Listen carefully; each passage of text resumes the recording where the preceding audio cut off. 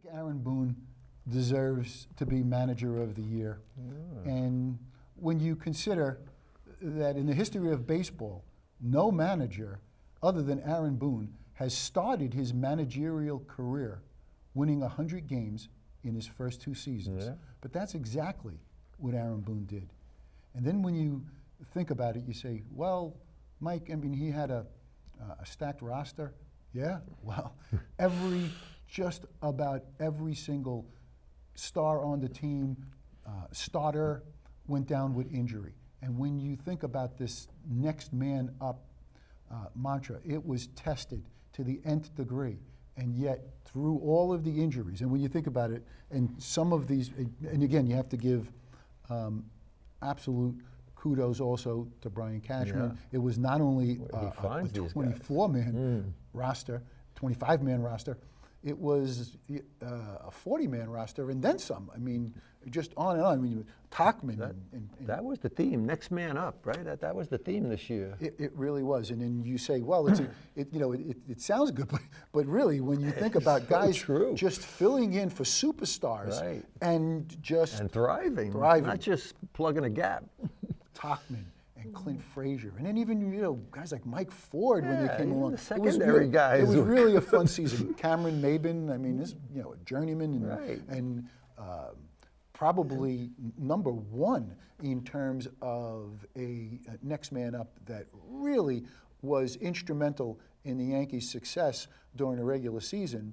Gio Urshela.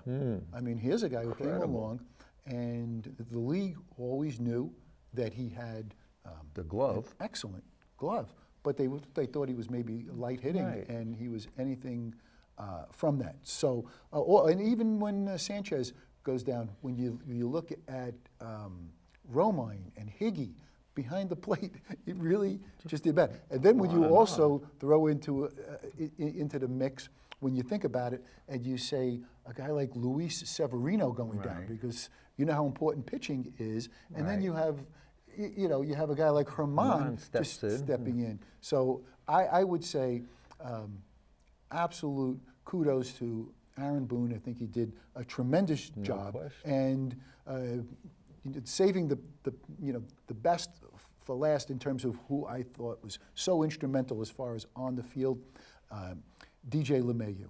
I really have to feel that way. And Anthony, I don't usually do this, but I'm going to ask in the control room to roll a clip, because back in February 21st, we film the show once a month. Back in February, we had on the show Mario Garza, who is the director of Latin American baseball operations for the New York Yankees.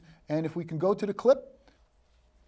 Mario, one of the things that I pride myself on, that I was kind of a little bit out in front on this, when the Yankees were all loaded with all of these slow-footed lefties, I'm on my show screaming, McCann and all of these guys, it's all well and good, but there's too much lefty, there's too much slow-footed, victimized, pull hitting, with these extreme shifts.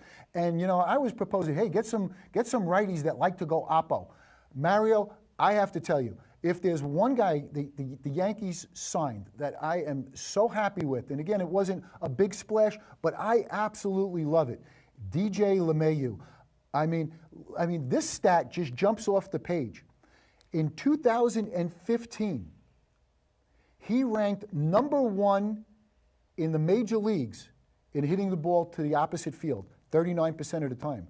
2016, number one in the major leagues going oppo, 37.9.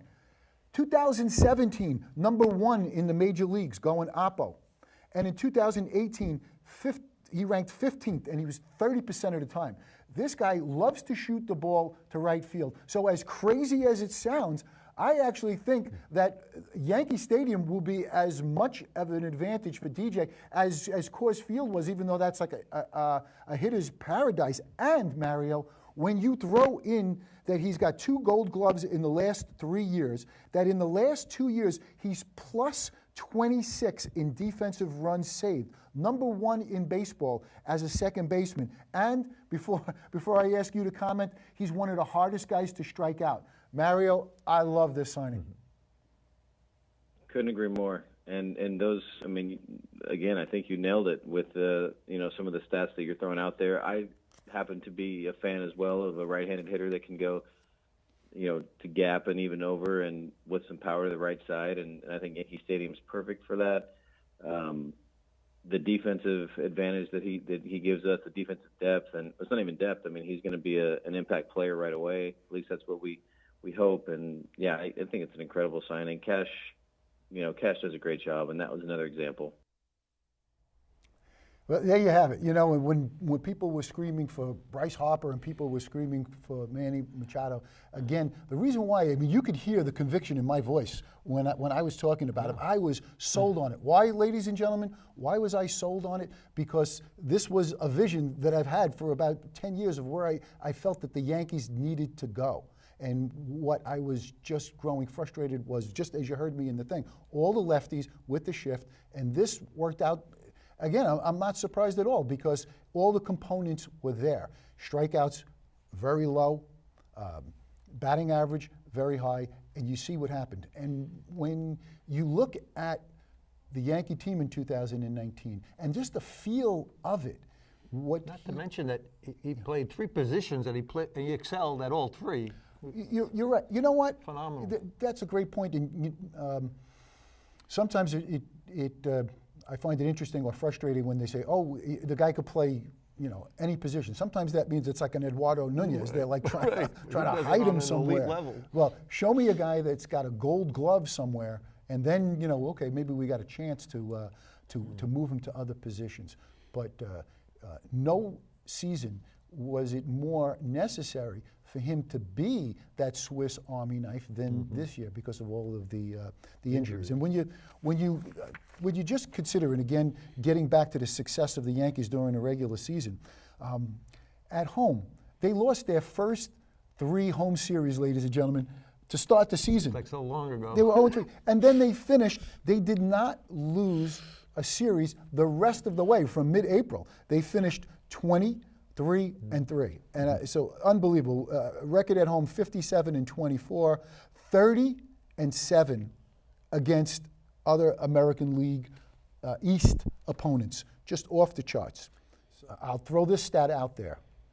Last year, the Yankees ranked 16th in batting average in the major leagues. This year, they ranked 3rd. They were 249 team batting average last year. This year, 269, 20 points. Absolutely phenomenal, and in my opinion, very, very important. So we're going to just take a second, if we can go over to our phone line, and we want to welcome in a diehard Yankee fan by the name of TJ, and he's calling in from Arkansas. TJ, welcome. Hey, good afternoon, Mike. How you doing? Good afternoon. We're all excited about the postseason coming up. TJ, look into your crystal ball. What do you see with the postseason with the Yankees? What's key to you?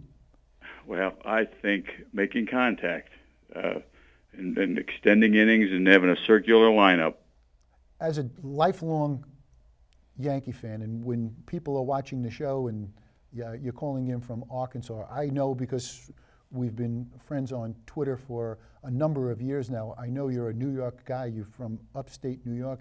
You were an excellent player yourself. You were a catcher. You went to Arkansas, play your college ball. Tell us, if you will, growing up a Yankee fan, all-time memory, postseason, your favorite Yankee memory postseason all-time. Mike, it had to be in Game 6 of the 1978 World Series when Reggie hit 3 home runs in a row, obviously 3 swings in a row. We had a walk in between there. For that particular game, then even if you go back to that last game, so 4 straight swings, the man hit home runs. So he was always my all-time favorite Yankee, and that's got to be the biggest thrill as a New York Yankee fan as a kid, as a child. Wow. I love the answer, TJ, and it's near and dear to my heart also. I was at that game when the Yankees won. I ran onto the field. I was 18 years old. I ran onto the field like a lunatic. I'm ripping up infield sod, grass, and I'm putting it in my my coat, and I go home on the train, and my mother, I walk in, she goes, "What's that?" I go, "Yankee Stadium grass, Mom." Planted in the backyard. Memory for a lifetime. Yeah, TJ, absolutely. want to ask you, if you can, share with our viewers, if you will, because it's interesting enough. You are related to the Seager brothers. So Corey Seager, I mean, he's very much involved with postseason play. Tell us how Corey is doing with the Dodgers physically. Is he 100%? He came out last night, but I think he's fine. It was just kind of a little precautionary in his hamstring, and he was scheduled to be off today. But as far as his overall health, he's been doing really well. He's like second in the National League in doubles. I think he last night was his 43rd. He hit one of his first at bat. But he's done very well considering he's missed a month of the season. He had the TJ surgery in his arm last year, and then the hip surgery as well, and he's rebounded quite well. Of course, he did have a little setback this year for about a month. So he's playing really well, Mike, and that team's loaded. That's kind of who I think is going to be going to the World Series. It's a matter of who they're playing. I agree. Tell our viewers, if you can, TJ, how you are related to Corey. Corey's dad is my cousin. We're first cousins going back to our upstate New York heritage where we all grew up. And he has a brother on Seattle. And again, you get out to you get out to games during the season, no, or yes. Spring training. Spring training is a big thing, but I've gone to Milwaukee to watch the Dodgers. We went to Seattle and went to Texas to watch the Rangers this year. It's just kind of a really neat privilege to be able to do that, Mike, because I know not everybody gets to experience that, and it's really fun. We went to the World Series a few years back when Cor was playing, and hopefully it'd be nice to do it again this year, but we'll just have to wait and see how everything turns out. Well, if it's Yankee Dodgers, we know where you're heading, that's for sure. Yes, sir. Yes, sir. TJ, thanks for calling in. Mike, it's always a pleasure, and looking forward to a fun postseason. Thank you for having me. Same here. Look forward to speaking to you again. Yes, sir, absolutely. Thanks care. again. Bye-bye. Okay. Rose from New Jersey. Rose, welcome in. Hi, Mike. How you doing? Good. Rose, what do you think of the postseason? Give us a, if you could, look into your crystal ball. What do you see with the 2019 Yankees?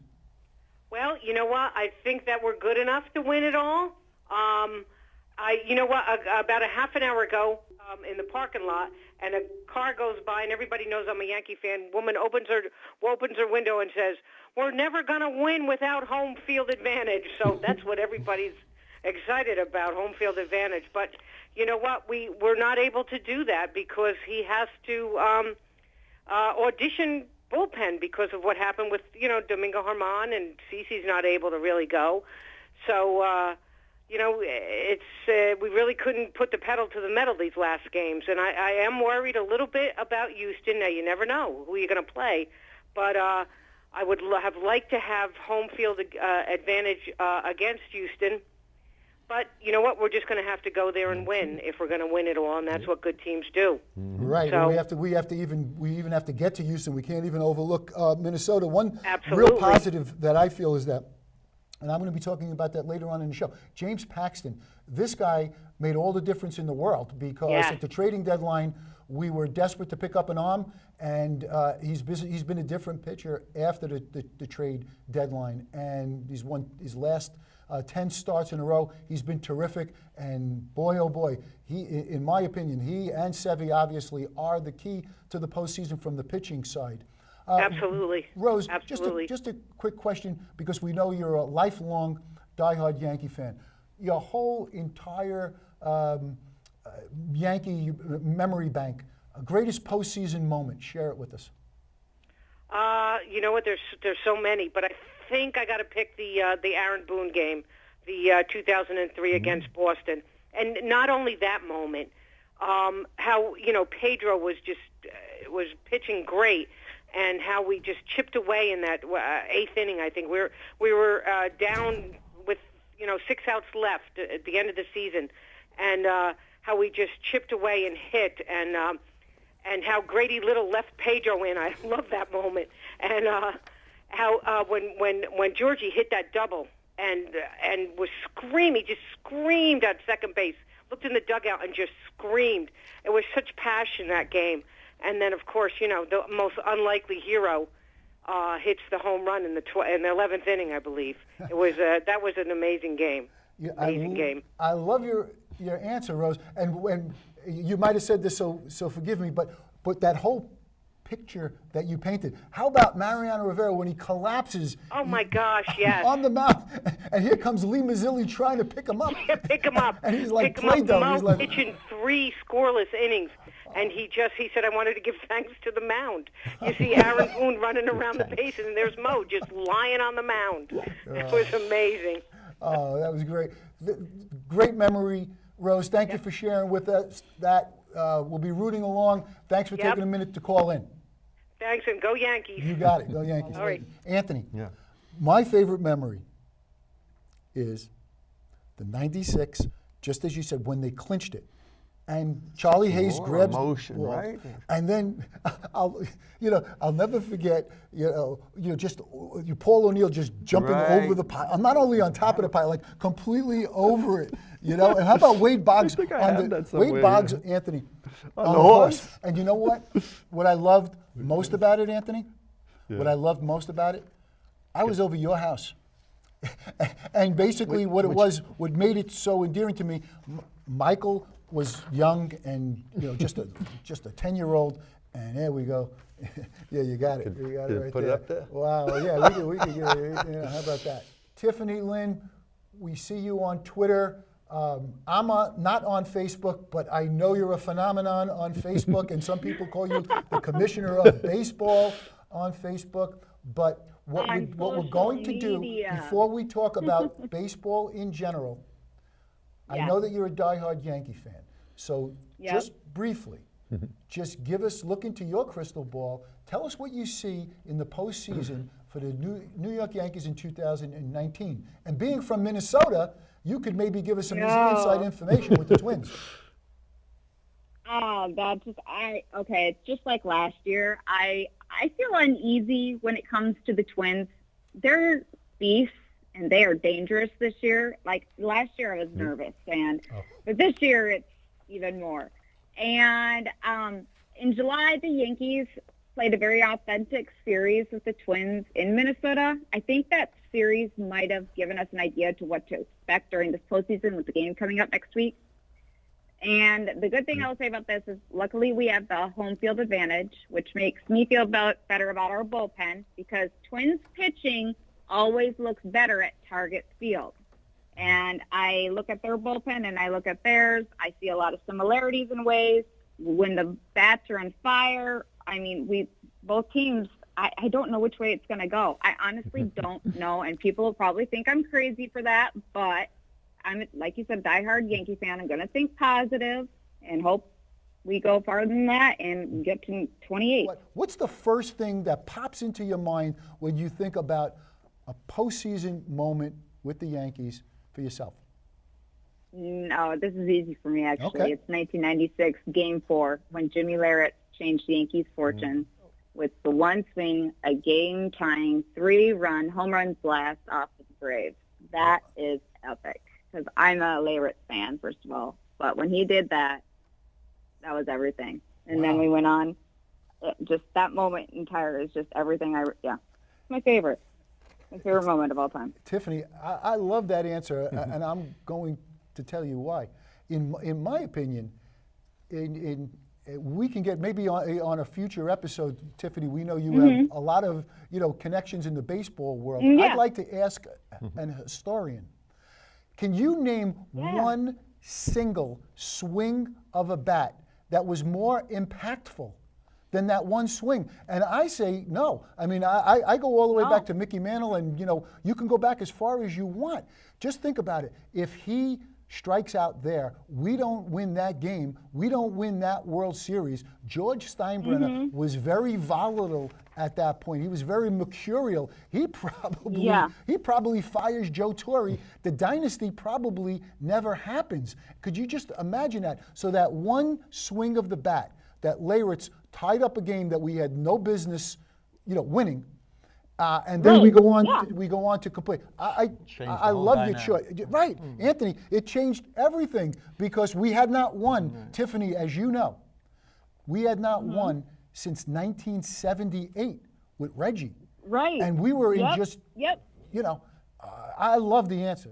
They call you on Facebook, you know, the commissioner of baseball. If you were the commissioner for one day, what would be the first thing that you would do? First rule you would change, the first thing you would do as the commish? I would add a time limit on instant play review, and this is why.